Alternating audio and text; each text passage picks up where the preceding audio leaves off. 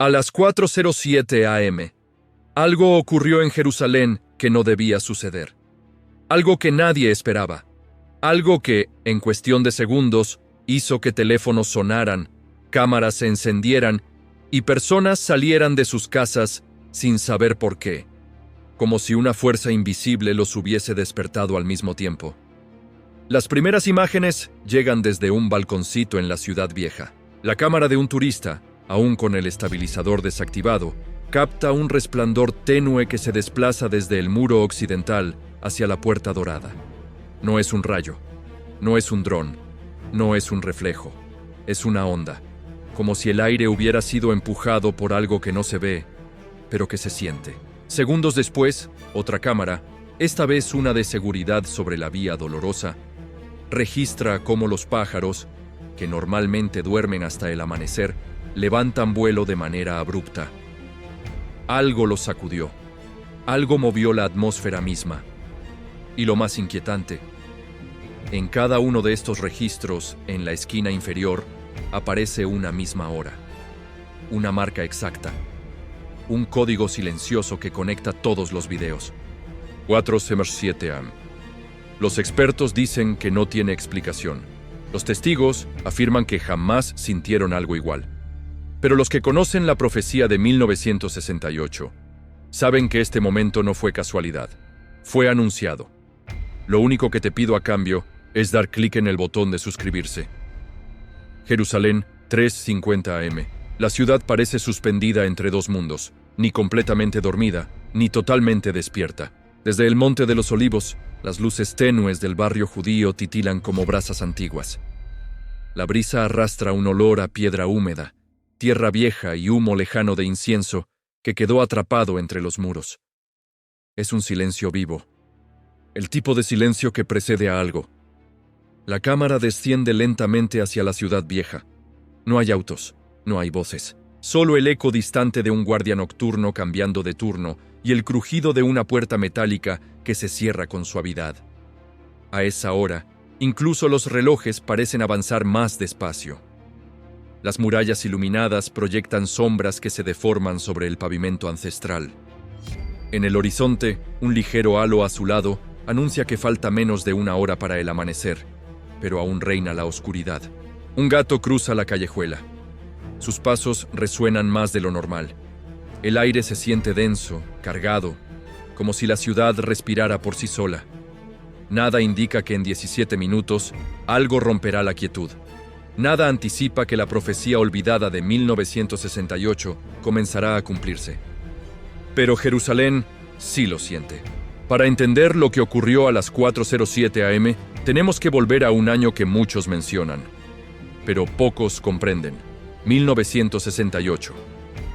Un año de caos mundial, de revoluciones, de ciudades en llamas, pero también el año en que un pastor, David Wilkerson, recibió una visión tan perturbadora que decidió escribirla, aunque sabía que sería ignorada. Wilkerson habló de un futuro donde la moral se erosionaría, donde las naciones entrarían en confusión, donde Jerusalén sería sacudida por un suceso espiritual que nadie podría explicar. Lo dijo con precisión, pero la gente estaba demasiado ocupada mirando el desorden del momento. Por lo tanto, su mensaje terminó archivado, dormido, esperando su hora. En la visión, mencionó que vendría una señal que despertaría a personas alrededor del mundo sin razón aparente. Habló de un estremecimiento sobre Jerusalén antes del amanecer. Habló de un código marcado por la cuarta vigilia, algo que casi nadie entendió. Parecía demasiado simbólico, demasiado extraño.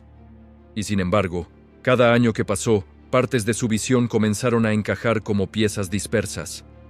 Las crisis globales aumentaron. La tensión en Medio Oriente escaló. Las puertas antiguas se volvieron a mencionar. Las vigilias de intercesión resurgieron. Pero había un detalle que nadie vio venir. Wilkerson dijo que cuando la ciudad estuviera más silenciosa, algo se rompería en el mundo espiritual.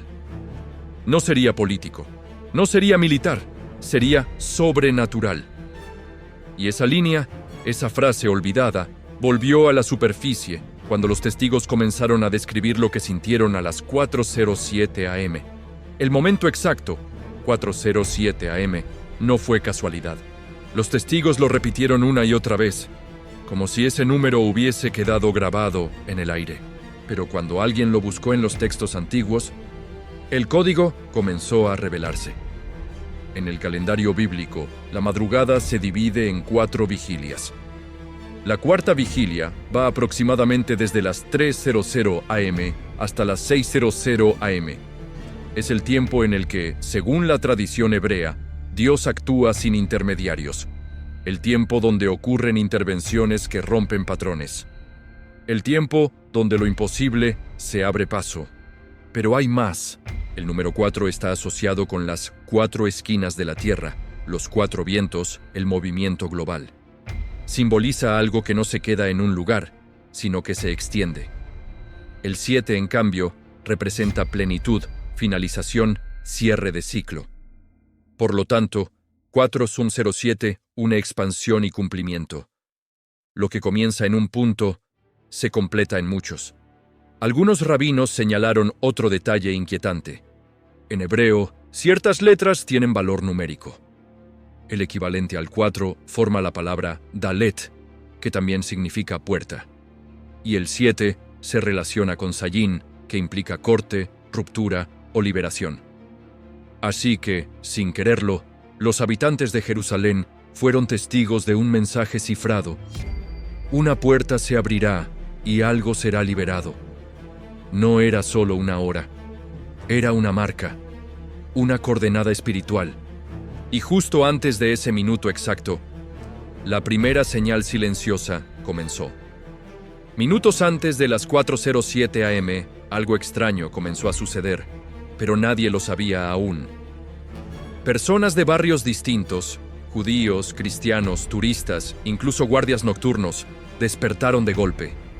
No por un ruido, no por un sueño, simplemente abrieron los ojos, como si alguien invisible hubiera tocado su espíritu. Un joven en el barrio armenio dijo que sintió un tirón en el pecho. Una mujer ultraortodoxa afirmó que escuchó su nombre en la habitación, pero cuando encendió la luz, no había nadie. Un peregrino latino contó que soñaba algo confuso, pero la sensación de urgencia era tan fuerte que se levantó, por lo tanto, sin pensarlo, salió a la ventana. Todos coincidieron en algo. No estaban asustados, pero tampoco tranquilos. Era como si el cuerpo reaccionara antes que la mente. Una mezcla entre alerta y paz. Entre misterio y claridad. Cámaras de seguridad captaron el mismo patrón. Personas incorporándose al mismo tiempo, tocándose el pecho, mirando hacia la misma dirección. La ciudad vieja. Un guardia del Muro de los Lamentos relató que, a las 3:56 am, sintió que debía acercarse más al muro. No sabía por qué. Solo caminó, como si algo lo guiara. Nadie entendía nada. Pero todos sabían, en su interior, que algo estaba a punto de romperse. Y cuando el reloj marcó 4:07 am, lo que ocurrió no tenía lógica humana. 4:06 am, la ciudad sigue quieta. Nada parece fuera de lo normal, pero el ambiente se vuelve inusualmente pesado, como si la atmósfera tuviera más gravedad. Por lo tanto, quienes ya estaban despiertos comenzaron a mirar alrededor, confundidos, intentando entender qué estaban sintiendo. Un segundo guardia del muro relata que, justo antes del fenómeno, la temperatura descendió repentinamente. No era frío, era otra cosa, una especie de vacío, como si el aire hubiese sido retirado por un instante. 4:06:40. Las luces del sector oeste parpadean, apenas un suspiro, pero suficiente para que 2 cámaras de vigilancia registren la vibración que recorrió la piedra. Uno de los testigos dijo que escuchó un sonido como una nota grave de un shofar muy distante. Otro afirmó que fue más bien una onda, un empuje suave que no provenía del suelo, sino del muro mismo. 4:07 am. Exacto. La imagen es clara. Una pulsación lumínica, pequeña, casi imperceptible, recorre las fisuras del Muro de los Lamentos. No es un destello eléctrico, no es un reflejo, es una onda, una expansión circular que se abre paso hacia afuera, como si algo hubiera sido liberado desde el interior de la piedra. Los pájaros del monte Sión levantan vuelo al mismo tiempo. Los perros del barrio musulmán comienzan a ladrar sin razón aparente. Y las personas que habían despertado minutos antes sienten un golpe suave en el pecho. Una presión, una coordenada, una llamada. No hay explosiones, no hay terremoto, no hay caos. Solo un movimiento que no pertenece a este mundo. Un movimiento silencioso, preciso, intencional. Algunos cayeron de rodillas. Otros comenzaron a llorar sin entender por qué. Otros simplemente quedaron paralizados, mirando el muro como si una presencia invisible acabara de pasar frente a ellos. A esa hora, los relojes no mintieron. 4:07 a.m. La ciudad respiró diferente. Y fue entonces cuando las escrituras comenzaron a alinearse. Cuando el reloj marcó 4:07 a.m., muchos no entendieron lo que habían visto.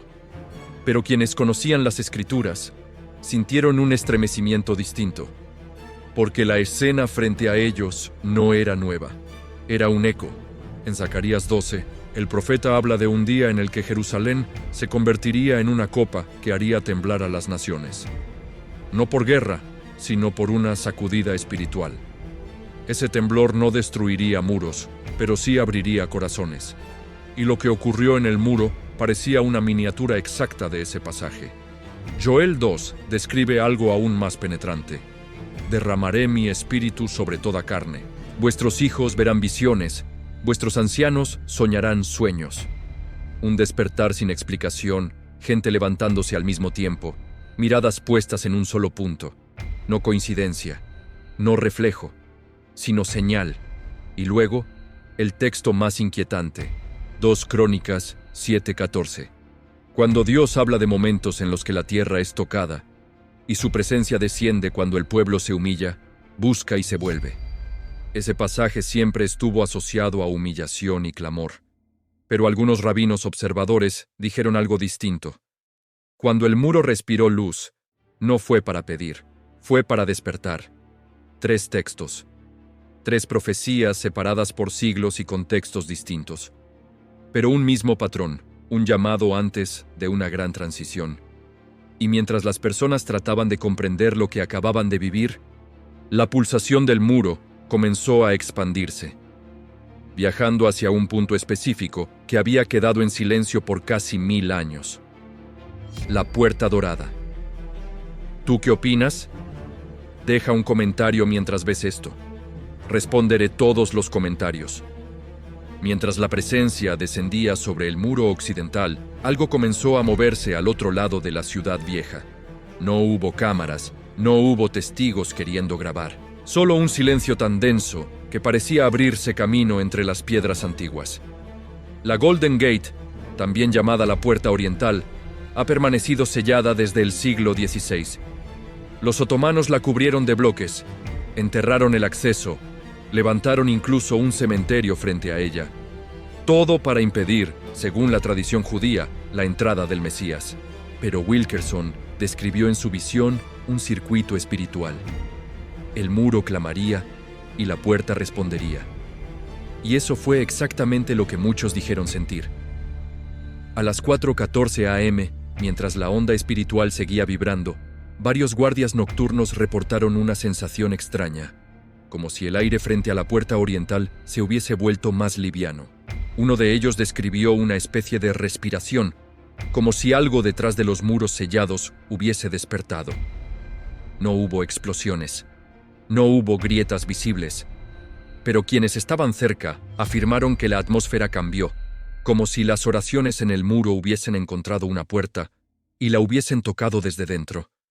La señal no fue física, fue dimensional, y marcó el inicio de algo mayor. Lo que sucedió a las 4:07 a.m. no terminó en Jerusalén.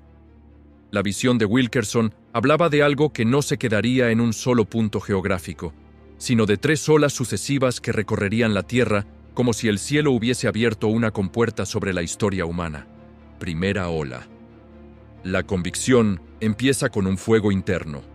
No culpa, sino claridad. Personas que jamás habían llorado en oración sintieron un peso en el pecho. Creyentes tibios despertaron con una frase en la mente: vuelve. Pastores reportaron que, sin predicar sobre juicio, la gente se acercaba diciendo: no sé qué pasa, pero tengo que ordenar mi vida. La convicción no es condenación, es cirugía espiritual. Y según la profecía, esta ola sería la primera en tocar las naciones. Ya está ocurriendo. Segunda ola. La persecución. Wilkerson escribió: lo que el espíritu encienda, el mundo intentará apagar. Y con la misma rapidez con la que la gloria toca, también se levanta resistencia. No necesariamente física. A veces es digital. Videos bajados, canales restringidos, etiquetas bloqueadas. O social. Burlas, explicaciones psicológicas, líderes religiosos fríos diciendo: eso es emoción, no espíritu. Pero la persecución nunca es señal de ausencia, sino de confirmación. Tercera ola, la cosecha la más poderosa, la que la visión describió como un río imposible de contener. Personas volviendo a la fe sin prédicas, solo por sueños, susurros, encuentros repentinos. Judíos reconociendo al Mesías, musulmanes soñando con un hombre vestido de luz, jóvenes quebrados sin razón aparente, familias reconciliándose después de años de silencio, una ola que no pide permiso, no sigue cronogramas y no depende de templos. La profecía dice: la cosecha final será más grande que todo Pentecostés. 3 olas, una tras otra. Y la primera ya tocó tierra, a las 4:07 a.m. Mientras la presencia descendía en Jerusalén, afuera, sin que la mayoría del mundo lo percibiera, el reloj profético global empezó a moverse. No hablamos de política, no hablamos de noticias, hablamos del engranaje espiritual que la Biblia describe desde hace miles de años. Los antiguos profetas hablaron de un triángulo peligroso: Persia, Irán, Rosh, territorios del norte, asociados a Rusia, y Togarma, Turquía. 3 piezas enormes que, según Ezequiel 38, se moverían juntas en una sola dirección, cuando el reloj de Jerusalén marcara el cambio de tiempo. Wilkerson escribió que la señal espiritual en el muro aparecería al mismo tiempo que los tambores del norte empezaran a golpear. No guerra abierta, no invasión, sino alineamiento, un reordenamiento invisible, como si las naciones sintieran un impulso que no viene de parlamentos, sino de profecías antiguas. Y al mismo tiempo, Israel avanza hacia conversaciones con Arabia Saudita, una normalización que muchos expertos llaman histórica, pero que los estudiosos bíblicos ven como parte del escenario que prepara el acuerdo de 7 años, descrito en Daniel 9. Jerusalén es el reloj. Las naciones son los minutos. Y cuando una señal desciende sobre la ciudad santa, los punteros en el mundo comienzan a moverse. Lo que sucedió a las 4:07 a.m. no fue solo un evento espiritual, fue el clic del reloj profético moviéndose al siguiente número, y ese número no anuncia calma, anuncia cumplimiento. En la Biblia hay 2 lluvias espirituales, la temprana y la tardía.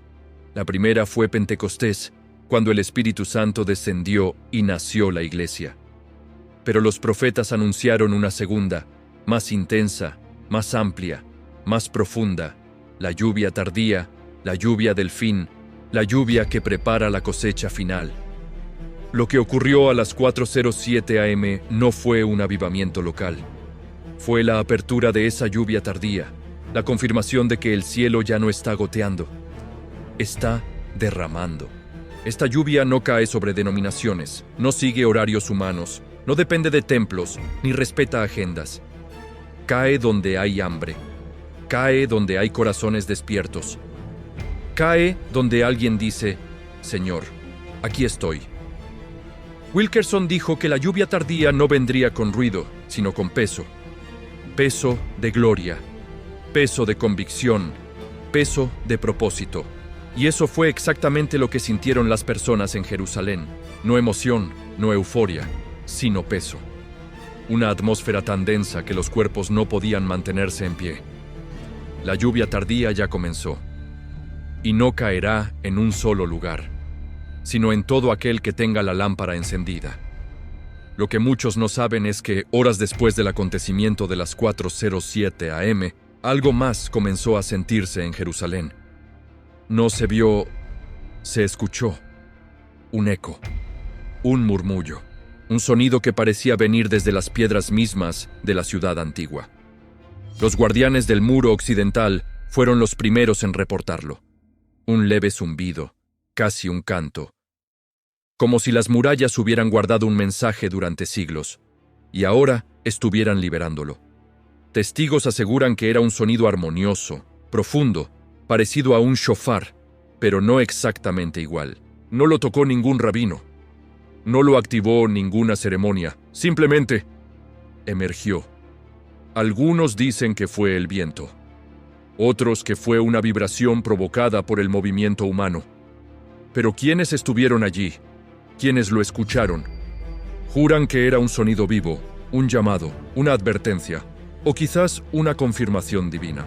Porque justo después de ese eco, los rabinos confirmaron algo que muy pocos imaginaron. Y ahora, mientras la ciudad vuelve a respirar en silencio, mientras las piedras del muro aún guardan el eco de las 4:07 a.m., hay algo que no podemos ignorar. Los antiguos profetas hablaban de un tiempo en el que Dios despertaría a los vigías, hombres y mujeres que no duermen, que sienten antes que otros sienten, que escuchan antes de que el mundo escuche. Personas que no miran las señales con miedo, sino con entendimiento. Hoy, tú has escuchado esta historia. No fue casual. No fue un video más. Fue una convocatoria. Porque las señales no se envían para asustar, sino para despertar. Y si estás aquí, si llegaste hasta este segundo, es porque tu espíritu ya estaba atento. Ya estaba mirando hacia el muro. La madrugada de Jerusalén habló. Las profecías hablaron. Y ahora, el llamado es simple. Los vigías están en el muro.